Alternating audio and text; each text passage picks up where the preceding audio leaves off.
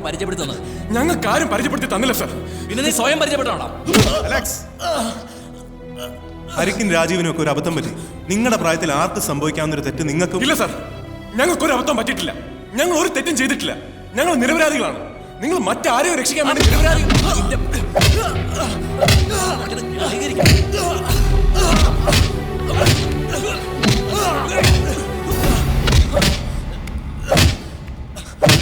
അലക്സേ,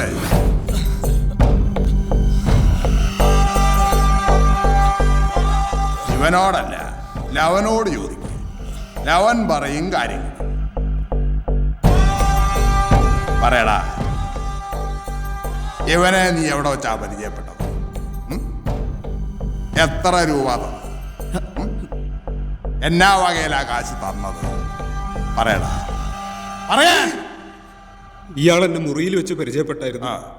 എൻ്റെ ഒപ്പം ഉണ്ടായിരുന്ന പെൺകുട്ടിയെ പരിചയപ്പെടുത്തി കൊടുത്ത എനിക്ക് 5000 രൂപ തരാന്ന് പറഞ്ഞു. എന്നിട്ട് പരിചയപ്പെടുത്തി കൊടുത്തോ?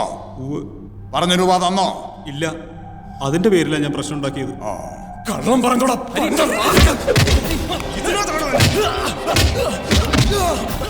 മതി മതി മതി.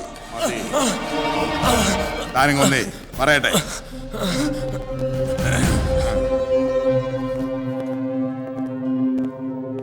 ഇരിക്കെ.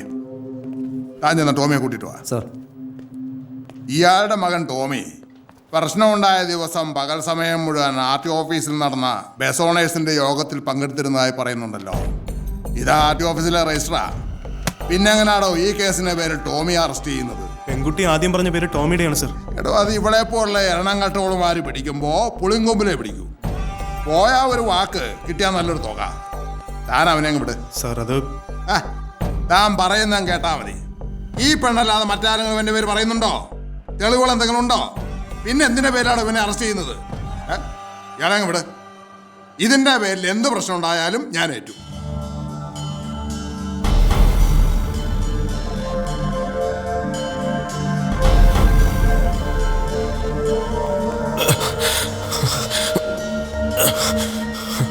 ഇരട്ടിപ്പാറയെന്ന് പിന്നെ നീ ആ പെണ്ണിനെ കൊണ്ട് എങ്ങോട്ടാടാ പോയത്?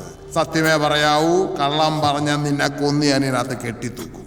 എങ്ങോട്ടാടാ പോയത്? കോട്ടയത്തിന്. അവിടെ വെച്ച ഞാൻ രാജമ്മ ചേച്ചിയെ പരിചയപ്പെട്ടത്.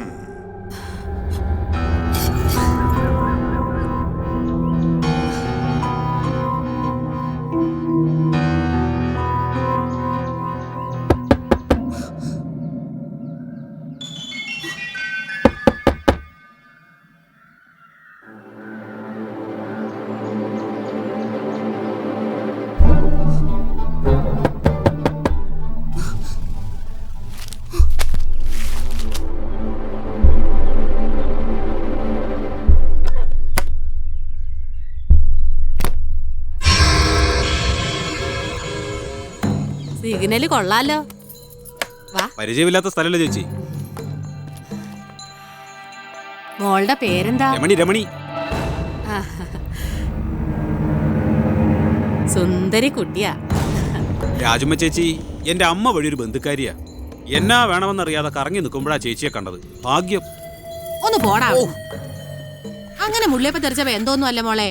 എവന്റെ അമ്മേ എന്റെ അമ്മായിയാ. എന്നാ പിന്നെ ഇങ്ങനെയൊക്കെ ഉണ്ടായപ്പോ ഇതിനെയും കൂട്ടി നേരെ വീട്ടിലോട്ട് വന്നാ പോരായിരുന്നോ? ഇത് കാശത്രയാ വെറുതെ ഹോട്ടലുകാർക്ക് കൊടുത്തത്. എത്ര ദിവസമായി നിങ്ങൾ അവിടുന്ന് മുങ്ങിയിട്ട്? ഇന്നേക്കിപ്പോ 5 ദിവസമായി. ഏതായാലും വന്നത് വന്നു. ഇനി അതോർത്ത് ദണ്ണം കൊണ്ടിട്ട് ഒരു കാര്യമില്ല. അതെ അതെ. ഒന്നുമില്ലേലും ഇത്രയും പഠിപ്പുള്ള കൊച്ചല്ലേ. ഒരു ജോലിയൊക്കെ നമുക്ക് ഒപ്പിച്ചു കൊടുക്കാവുന്നതേ ഉള്ളൂ. എനിക്ക് കുറച്ച് സാറുമാരെയൊക്കെ പരിചയമുണ്ട്. അവരെ മുട്ടിച്ചു തരാം. എന്നാ എല്ലാം കെട്ടിപ്പറക്ക്. നമുക്ക് എന്റെ വീട്ടിൽ പോവാം. എന്താ?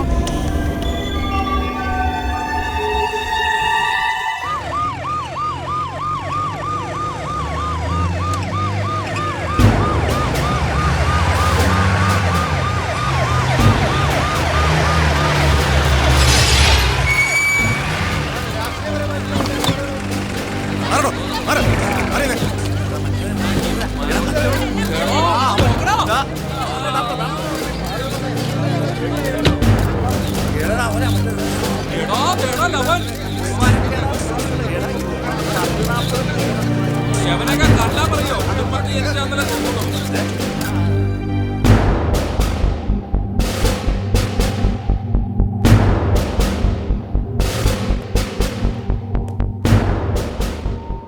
നമ്പർ 23 സർവേ ചെയ്ത് നിന്നിട്ട് ബാക്കിയുള്ള ഒരു പൊറോട്ട് മാറിയതേ.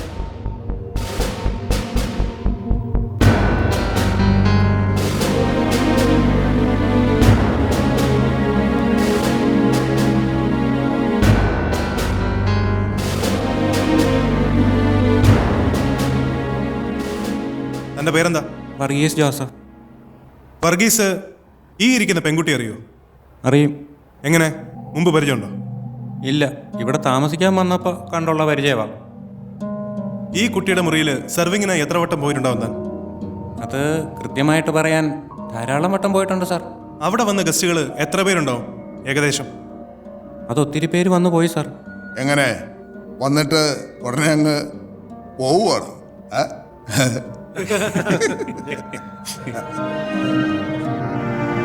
ഈ വരുന്ന ഗസ്റ്റുകൾക്ക് എന്താണ് വർഗീസ് സാധാരണ സെർവ് ചെയ്യാറുള്ളത്? ചിലർ ലിക്കർ ഓർഡർ ചെയ്യും, ചിലർ ബിയർ, ചിലർ സോഫ്റ്റ് ഡ്രിങ്ക്സ്. ടിപ്പ് തരാറുണ്ടോ ഇവരൊക്കെ? ഉവ്വ്. ഏറ്റവും കൂടുതൽ ടിപ്പ് തന്ന ആരാ? അത് കോലഞ്ചേരിയിൽ നിന്ന് വന്ന അഗസ്റ്റിൻ സാറാ. വക്കീലാന്നാ പറഞ്ഞ്. മൂപ്പര് 3000 2000 ഒക്കെ തന്നിട്ടുണ്ട് പലവട്ടം.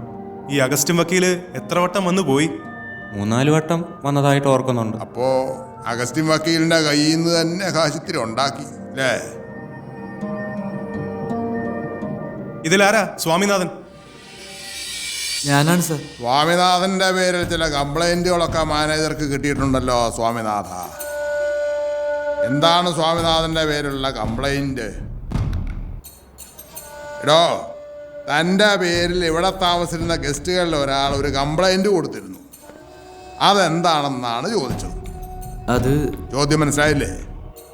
ക്ലോസ് ചെയ്ത മുറിയിലേക്ക് ഒളിഞ്ഞു നോക്കി. ആ എന്നിട്ട് സ്വാമിനാഥൻ എന്താണ് കണ്ടത്? അത് ആരായിരുന്നു അപ്പൊ മുറിയിൽ ഉണ്ടായിരുന്നത്? പേരറിയില്ല സർ. അവിടെ അപ്പൊ എന്താ നടന്നോണ്ടിരുന്നത്?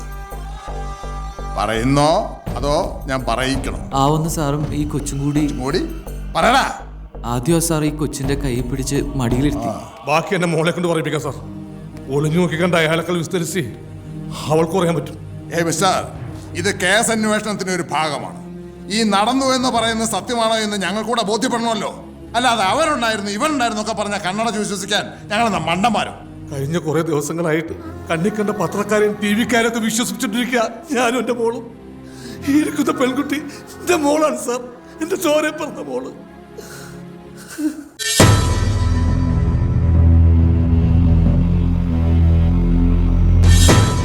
ലിസമ്മ സാമൂൽ ഒരു ചതിയിൽപ്പെട്ടിരിക്കുകയാണെന്നും ജീവിതം താറുമാറായിക്കൊണ്ടിരിക്കുകയാണെന്ന് മനസ്സിലായിട്ടും 40 ദിവസക്കാലം ഈ റാക്കറ്റിൽ നിന്ന് രക്ഷപ്പെടാൻ ശ്രമിക്കാതിരുന്നത് എന്തുകൊണ്ടാണ്? വീട്ടിലെ സാഹചര്യങ്ങളെക്കാൾ സേഫ് ഇതാണെന്ന് തോന്നിയിട്ടുണ്ടാവും അല്ലേ?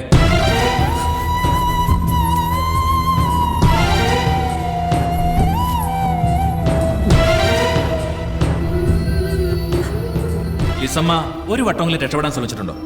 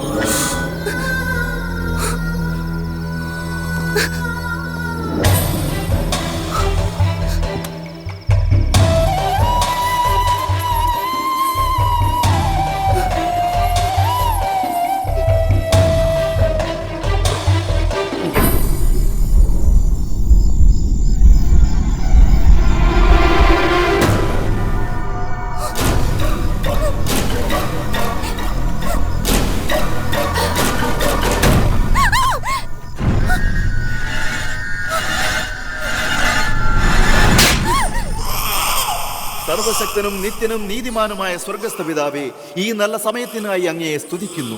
മക്കൾ യഹോവ നൽകുന്ന അവകാശവും ഉദരഫലം അവൻ തരുന്ന പ്രതിഫലവുമാകുന്നു. സാമുവേലിനും ലില്ലിക്കുട്ടിക്കും അവിടുന്ന് ദാനമായി നൽകിയ ലിസമ്മ എന്ന ഈ കുഞ്ഞിനെ അവിടുത്തെ കരങ്ങളിലേക്ക് സമർപ്പിക്കുന്നു.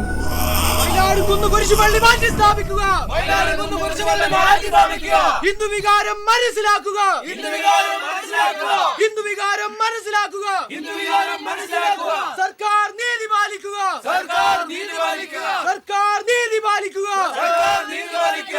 മുഖ്യമന്ത്രി നീതി പാലിക്കുക. ധർമ്മവേദി സിന്ദാബാദ്. ധർമ്മവേദി സിന്ദാബാദ്.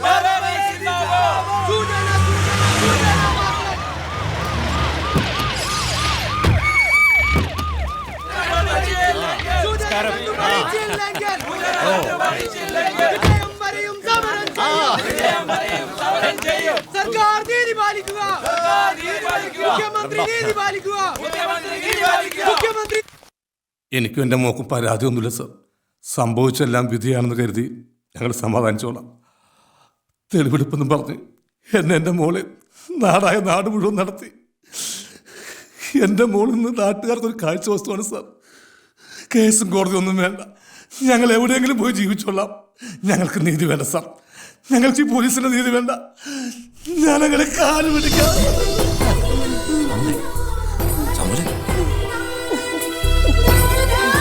ക്ഷമിക്കണം സർ, സാമൂല് വിഷമം കൊണ്ട് പറഞ്ഞു പോയത്. ക്ഷമിക്കണം.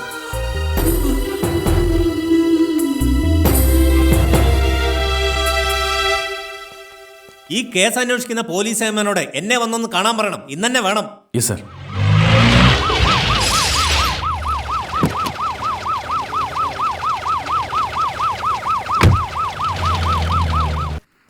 എടോ, കോടതിയും നിയമവും പോലീസും ഒക്കെ ജനങ്ങൾക്ക് വേണ്ടിയിട്ടുള്ളതാണ്. നിങ്ങൾക്ക് നിങ്ങളുടെ മുന്നിലെത്തുന്ന ആൾ ഒന്നല്ലെങ്കിൽ പ്രതി അല്ലെങ്കിൽ സാക്ഷി. ഈ പ്രതിക്കും സാക്ഷിക്കും അപ്പുറത്തായി ചോരയും നീരുമുള്ള മനുഷ്യരാണ് അവരെ. അവരുടെ വികാരങ്ങൾ കൂടി നിങ്ങൾ മനസ്സിലാക്കണം. അത് ഒരു നിയമവശത്തിലും ഉണ്ടാവില്ല. ആ മനുഷ്യൻ എൻ്റെ മുന്നിലിരുന്ന് പൊട്ടിക്കരഞ്ഞു. അയാളെ തകർത്ത് കളഞ്ഞത് മകൾക്കുണ്ടായ ദുരന്തമല്ല, നിങ്ങളുടെ തെളിവെടുപ്പെന്ന നാടകമാണ്. ആരാൻ്റെ അമ്മയ്ക്ക് പ്രാന്ത് പിടിച്ചാൽ കാണാൻ നല്ല രസമാണ് അല്ലേടോ? ആദ്യം വന്ന വാർത്തകളിലൊക്കെ ഒരു ബസ് ഓണറുടെ മകൻ്റെ പേരുണ്ടായിരുന്നല്ലോ. പിന്നീട് എങ്ങനെ അവൻ പെട്ടെന്ന് അപ്രത്യക്ഷനായി? പെൺകുട്ടി ഇത് പറഞ്ഞിരുന്നു സർ. പക്ഷേ മാർച്ച് 4-ാം തീയതി രാവിലെ 10 മണി മുതൽ രാത്രി 7 മണി വരെ ഈ പറഞ്ഞ ബസ് ഓണറിന്റെ മകൻ ടോമിച്ചൻ ഇടുക്കി RTO ഓഫീസിൽ നടന്ന പ്രൈവറ്റ് ബസ് ഓണേഴ്സിന്റെ യോഗത്തിൽ പങ്കെടുത്തിരുന്ന രേഖകളുണ്ട് സർ. സ്ഥല MLA അത് സാക്ഷ്യപ്പെടുത്തിയിട്ടുണ്ട്. ഒരേ സമയത്ത് ഒരാൾക്ക് 2 സ്ഥലത്ത് എങ്ങനെ പ്രസന്റ് ആകാൻ പറ്റി എന്ന കൺഫ്യൂഷനിലാണ് സർ ഞങ്ങൾ പോലീസുകാർ.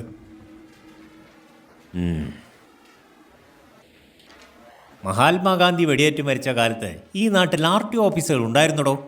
ഇല്ലായിരിക്കും. ഉണ്ടായിരുന്നെങ്കിൽ ഗോഡ്സെ ഇതുപോലെ ബസ് ഓണേഴ്സിന്റെ യോഗത്തിൽ പങ്കെടുത്ത് നമ്മുടെ ചരിത്രം തിരുത്തിയേനെ. അല്ലടോ തോമസേ?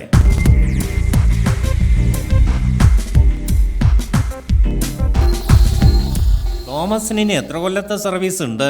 5 വർഷം. തെളിവെടുപ്പ് നാടകം ഇനി വേണ്ട. മറ്റന്നാൾ ഞാൻ കോട്ടയത്ത് വരുമ്പോൾ ഈ കേസിന്റെ മുഴുവൻ ഡീറ്റെയിൽസും എനിക്ക് കിട്ടണം. സർ. അതെ, താൻ ചെറുപ്പിച്ചതിന്റെ അർത്ഥം എനിക്ക് മനസ്സിലായി. ബസ് ഓണറുടെ മകൻ ടോമിച്ചൻ എൻ്റെ ബന്ധുവാണ്. ഞങ്ങളെ പുളിയാങ്കുന്ന് കുടുംബക്കാരാ. അവൻ തന്നെ പെണ്ണിനെ കൊണ്ട് മുങ്ങിയത്. പക്ഷെ അവനെ തൊടാൻ തനിക്കെന്നല്ല ദേവേന്ദ്രനോ കൊച്ചുവപ്പൂന് പോലും പറ്റില്ല. മനസ്സിലായി?